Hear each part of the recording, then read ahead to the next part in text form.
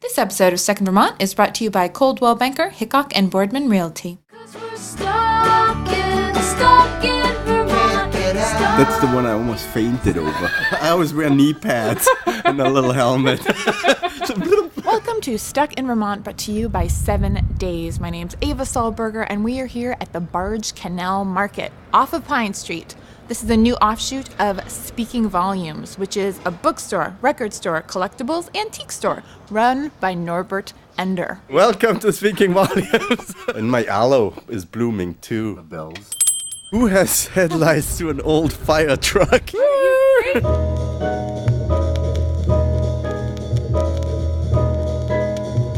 We sell primarily books. We are an online bookseller, primarily 40,000 records in stock. Yes, tchotchkes kind of, why not? And we also have a photo booth, fully functional, the only one in New England. Andy Warhol used it. I like being surrounded by nice art. Anything of interest and quality. Yeah, this has been around. Stories to tell. An old decoy.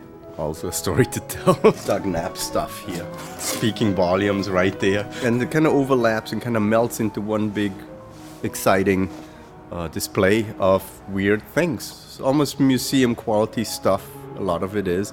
And then you can actually relate to it a little bit better than in a museum. You can go and touch it and feel it and appreciate and honor these things a little bit more, and kind of teaches us about ourselves. And we can only go forward if we know where we came from, and I think this is all part of it.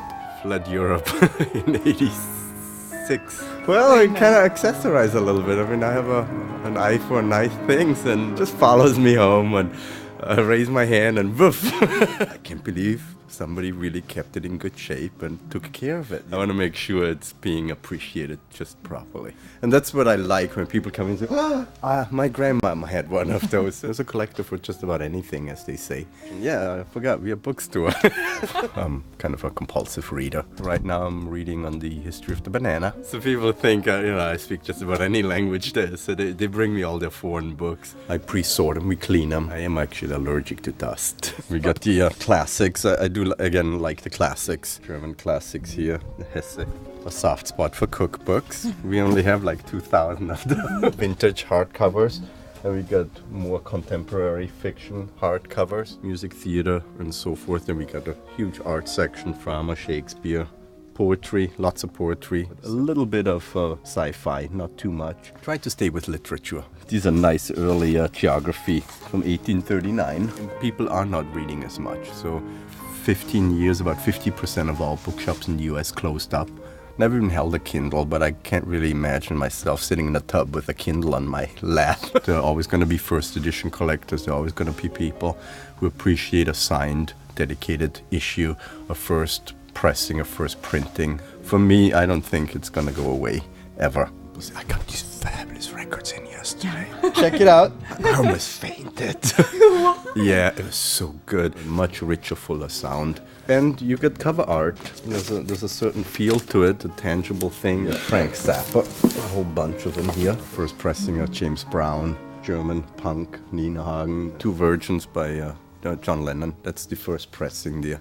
An original master recording. And then here we have our listening station, so whoever comes in here. There's just so little time and so much to listen to. It's just interesting stuff, that kind of catches your attention, puts a little twinkle in your eye. It's like, oh yeah. Why do you have 600 paperweight? 670. I want to keep it fresh. I want to bring in new things. Again, whether it's a nose piercing tool for bulls. What are all these equipment there? That's a piercing equipment. You want a big nose ring? What's a nose ring? We do have our stereo, so we do stereo repairs here. Portable turntables with detachable speakers. Re-elect Carter. Again, presidential collectibles. A Republican napkin ring. Southern paper money, state of Louisiana. I love depression glass. Space pilot. Belt buckle. It's actually not for sale. The early cast iron banks. This is sort of an ephemera stuff. Ooh. Very old glass lights, embalming fluid bottle. Fabulous 70s turntable. So this is where the stereo viewing card goes in, and then you focus it and you get a 3D. This is Dante's Inferno. A conflagration which Dante would recognize, it says.